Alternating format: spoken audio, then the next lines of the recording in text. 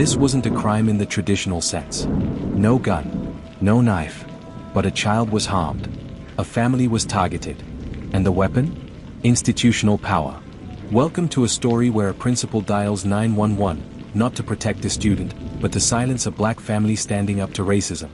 By the end of this video, you'll question what justice really means when the ones in charge twist it against those they're supposed to serve. This is the story of the principal's call. It started in a 4th grade classroom at Medline Catholic School in Portland, Oregon. A young black boy, just 9 years old, sat quietly in class. Until a classmate called him the N-word. The slur wasn't whispered. It wasn't accidental. It was loud. Targeted. Designed to wound. For the child, the message was clear. You don't belong here. The boy told his parents, Mike Phillips and Karis Stadia Phillips.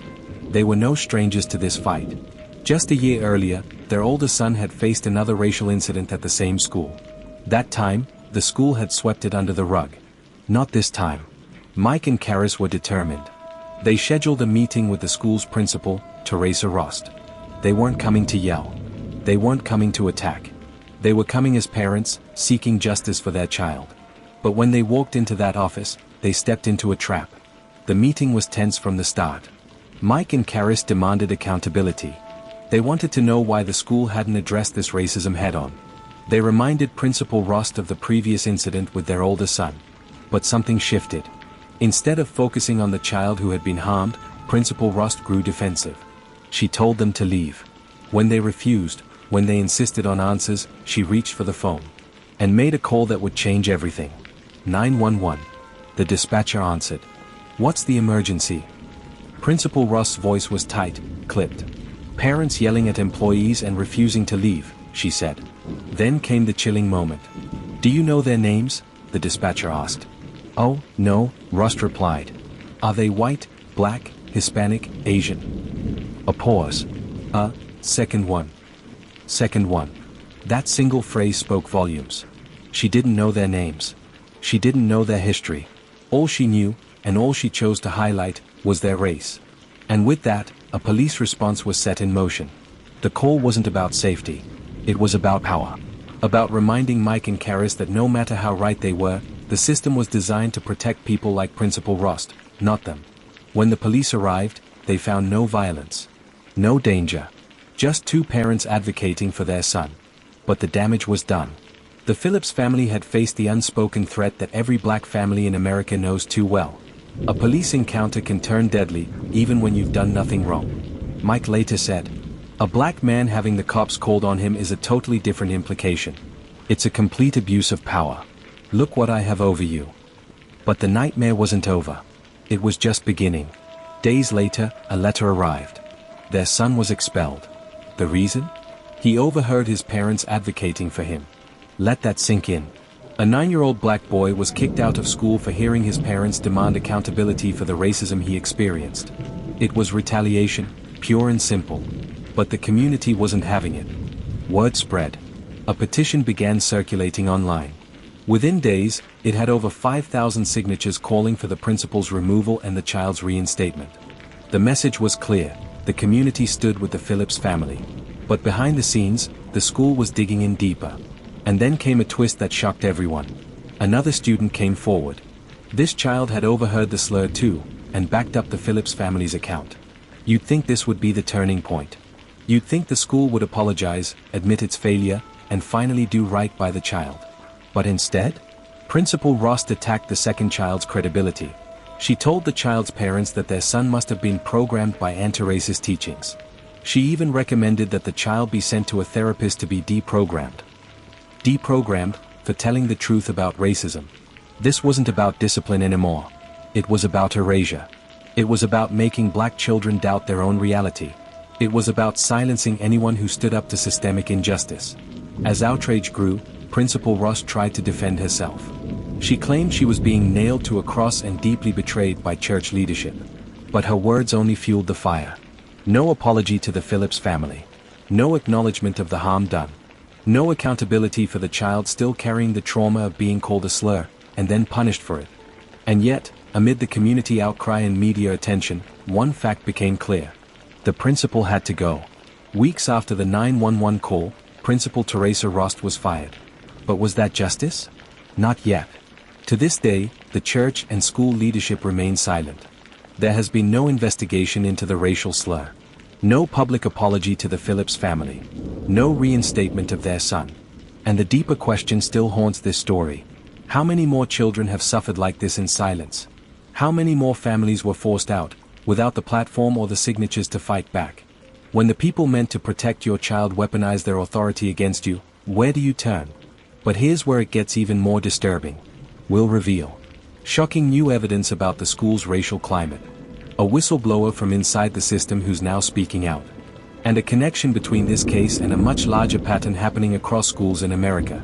This isn't just one bad principal. It's a systemic issue, one that puts black children in harm's way every single day. Subscribe and turn on notifications. And trust me, you won't believe what we found next. What happens when justice is denied and the system covers its tracks? This wasn't supposed to happen again. A Catholic school. A trusted principal. A child subjected to a racial slur, and then punished for it. When the principal made that 911 call, her voice gave everything away. She couldn't name the parents. But she could name their race. And that was just the beginning. The principal's call, we go deeper. You'll hear the 911 call. You'll hear from a second child the school tried to discredit. And you'll see just how far the institution went to protect itself, not the kids. Stay tuned, because the real crime here is bigger than one school. Let's walk through the timeline of power. At first glance, this looked like a simple disciplinary issue. But the more we pulled the threads, the more the picture unraveled. The 4th grade classroom. The N-word. A 9-year-old black boy hears it, carries it home like a wound he can't hide. His parents demand a meeting. Mike and Karis Phillips arrive at the principal's office. Their voices are calm but insistent. They want accountability. But the principal, Teresa Rost, reaches for the phone. Parents yelling at employees and refusing to leave. The dispatcher asks, "Do you know their names?" A long pause. "Oh, no." Then this moment. "Are they white, black, Hispanic, Asian?" Another pause. Second one. Second one. She didn't know their names. She knew their race. And that was enough for her to escalate. Let us know your thoughts in the comments below. And if this story shocked you, like and subscribe to True Crime Series for more cases that expose the darkest corners of human nature. No crime. No threat. Just two parents fighting for their child. Mike later said, "A black man having the cops called on him, it's a complete abuse of power. It's her saying, 'Look what I can do to you.'" The psychological stakes were life and death. The school's next move? Expel the boy. The reason? He had overheard his parents advocating for him. Punished for hearing the truth. Another student comes forward. A second child confirms the slur. Finally, a witness. A voice that should have brought justice. But the school wasn't interested in truth. Principal Rost told the second child's parents their son had been programmed. She suggested therapy to deprogram him. Let that sink in. A child who stood up against racism was told he needed to be fixed. This was no longer about one incident. This was about erasing black children's experiences altogether. Now let's step inside the Phillips family's story. Inside the silence. Imagine this. You send your child to school. You trust the system to protect him. Instead, he's called a racial slur. And when you speak out, you become the threat. The school tries to isolate you. It tries to punish your child for your courage. Mike Phillips put it best. It wasn't about safety. It was about control. They wanted us gone. When the letter arrived, expelling their son, it shattered any remaining trust. Their child, just 9 years old, learned this brutal lesson. Telling the truth about racism can get you erased. The silence was the real punishment. No apology. No accountability. No compassion. And worst of all, no safe path forward for their son. Now zoom out. This is bigger than one family. This is the cost of denial. The community saw it. Thousands rallied. A petition calling for the principal's removal reached over 5,000 signatures. The church responded, quietly. Principal Teresa Rost was fired. But there was no public statement about the child, the slur, the systemic racism that allowed this to happen. The silence was deafening. Gaslighting as policy. The deeper crime here wasn't just the expulsion. It was the gaslighting. The institutional message was clear. Racism isn't real here. And if you say it is, we'll discredit you. Telling the second child's parents their son needed deprogramming was a chilling example. A 9-year-old boy, told to doubt his own experience. The damage that kind of erasure causes is lifelong. The Phillips family was told they were being uncivil. But what does civility mean when your child has been harmed? Who benefits from calm when the system is actively gaslighting you? As Karis Phillips said, civility became a weapon. We were told to be polite while they silenced our son. It's a pattern we see again and again. Here's where the story takes an even darker turn. Our team obtained internal emails from within the school. In them, faculty members raised concerns about a broader culture of racism and retaliation. One email read, "There is a pattern here, black students being punished when they speak about racism." Another whistleblower has now come forward. An anonymous staff member told us, "This isn't an isolated incident. The administration knows. The church knows. They're trying to bury it. Buried stories. Buried children. Buried truths. But the fight isn't over." The Phillips family is pursuing legal action. They're demanding not just an apology, but systemic change. They've filed complaints with the state. They're seeking to expose the wider pattern of harm. And now? More families are coming forward. Parents whose children faced similar retaliation. Some too afraid to speak publicly, yet. We'll reveal the contents of those internal emails. Shocking details about other cases connected to this school. And a larger network of systemic denial that stretches beyond this one institution. Because this is no longer just about the principal's call. It's about an entire system weaponizing power against black children, and families fighting back. Don't miss it. And the next revelations will shake you to your core. When silence becomes the system, what do you do next? One word. One child. A 4th grader called the N-word in class. You'd think a school would protect that child. Instead, the institution turned against him and his family. We've shown you the first 2 parts of this story. The 911 call where the principal labeled the parents by race. The shocking expulsion of the child for overhearing his parents' advocacy. Another student discredited for confirming the truth. But tonight, this is where the stakes explode. Because behind closed doors, the system was already working to bury the whole thing. And in doing so, it exposed how deep the rot truly runs. Let's rewind for a moment. A 4th grade classroom. An ordinary day, until it wasn't. A white student hurls the N-word. A slur that lands like a knife. The child targeted? 9-year-old Elijah Phillips. His parents, Mike and Karis, were devastated. But they did what any parent would do. They demanded answers. They demanded accountability. They demanded protection for their son. Will the school take this seriously and protect the child? Here's what happened next. The meeting with Principal Teresa Rost.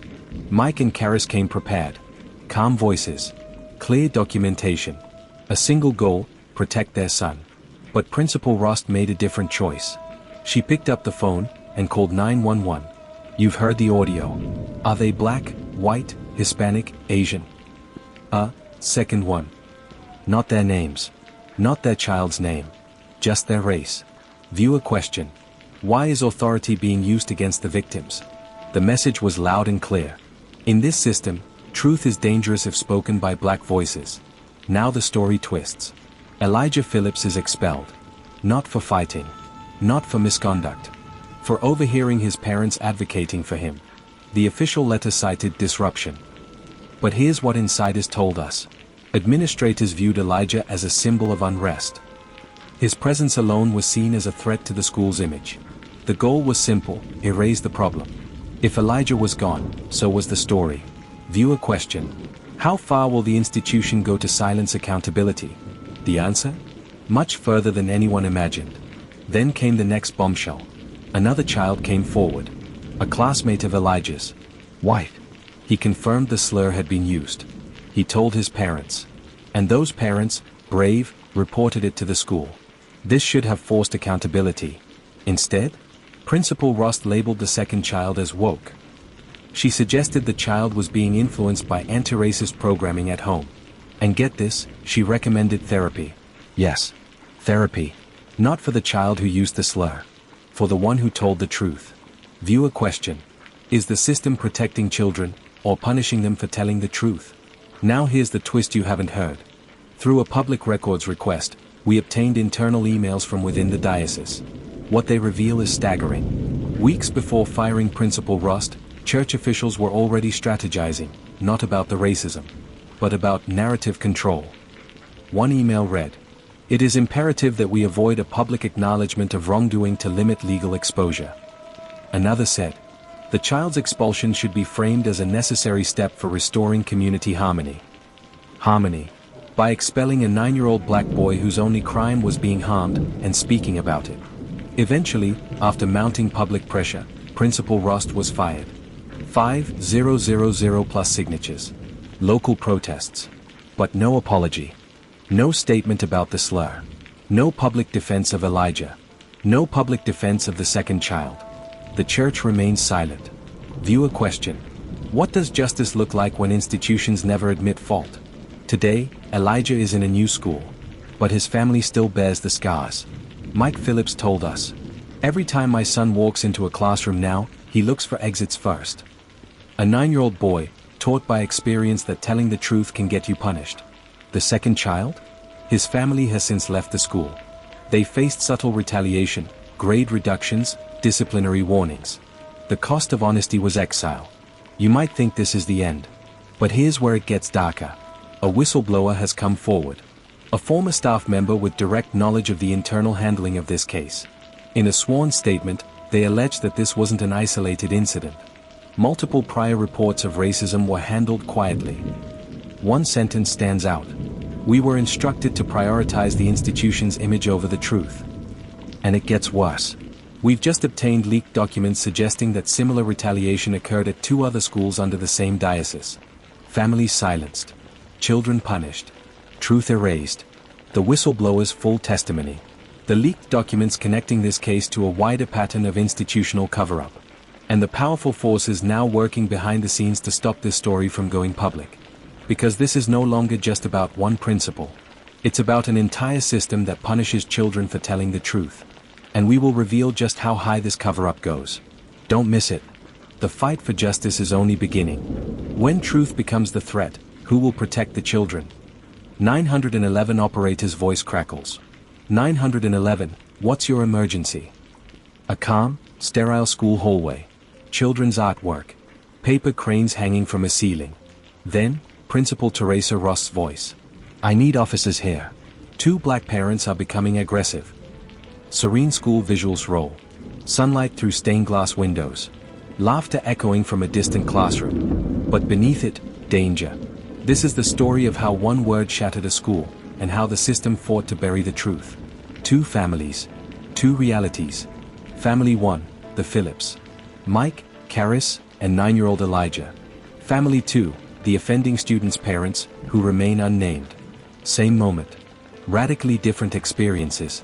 As the Phillips were being labeled dangerous, they were recording the meeting, desperately hoping for accountability. Meanwhile, the other family was being reassured. "This won't go on your child's record. We'll handle it quietly." The Phillips in a tense conference room. The other parents in a softly lit office with tea and smiles. The message was clear: protect one child's reputation. Sacrifice another's reality. Then, slowly, Elijah sits alone in a hallway. Coloring a picture. No friends nearby. No laughter. Just silence. Over this image, Principal Rust's voice plays. "He acts like he trusts me." Then Mike Phillips' voice. "He used to love going to school. Now he asks if the police will be there." An interview with Mike. Eyes full of exhaustion. Voice steady but raw.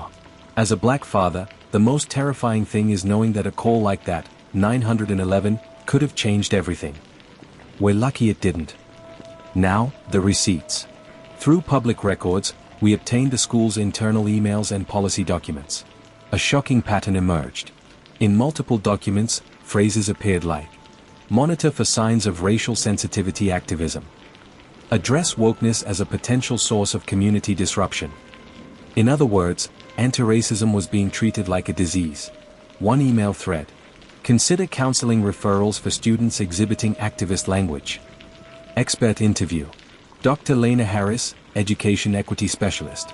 Pathologizing anti-racism, calling it wokeness, is a tactic to delegitimize it. It frames advocacy as instability. Real consequence. The second child, Elijah's classmate, who confirmed hearing the slur. School counselor notes labeled him susceptible to external ideological influence. Translation: he told the truth. They treated him like a problem. But this story isn't just about Elijah. Zoom out. Black students are 3x more likely to be suspended for subjective offenses. Offenses like defiance, disruption, tone, terms easily weaponized through bias, bar graphs, suspension data by race, case studies from across the country. These patterns are consistent. What happened to Elijah is part of a broader system of educational inequity. Real stakes. A black child speaks up about racism and is punished for disruption. A white child confirms it and is sent for therapy. The student who used the slur? No record. No consequences. Now, our team uncovered something new. We obtained an internal training video used by the school's diocese. In it, a high-level administrator warns staff. Activist parents can destabilize the learning environment. Remember, our duty is to preserve harmony. Preserve harmony. Not protect children. Preserve appearances. More emails confirm this wasn't the first time. Prior incidents of racial bullying had been handled quietly. Parents discouraged from pursuing action. One chilling line from a principal at a sister school. Let's not create a situation where the church becomes a target for woke mobs. Back to Mike Phillips. Tears in his eyes. I want to tell my son, if you see something wrong, speak up. But how do I say that now? Cut to Elijah again. Drawing a picture. This time, he's drawn a police car. Next to it, a stick figure of himself. Small words written below. Will they get me? That's the cost of institutional gaslighting. A child who once trusted the world, now afraid of it. This story must not end here. It's not just about Elijah. It's about a system where truth is punished and bias is protected. What can we do?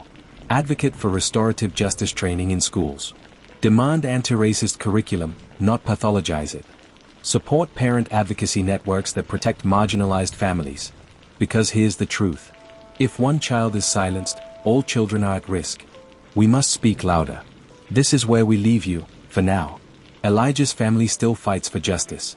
The second child's family remains under pressure. The church? Silent. The system? Unmoved. But this story is spreading. And with your voice, it can't be buried. We will be watching. Stay tuned. Silence is not protection. Justice is accountability. Speak up. Share this story. Let us know your thoughts in the comments below. And if this story shocked you, like and subscribe to True Crime Series for more cases that expose the darkest corners of human nature.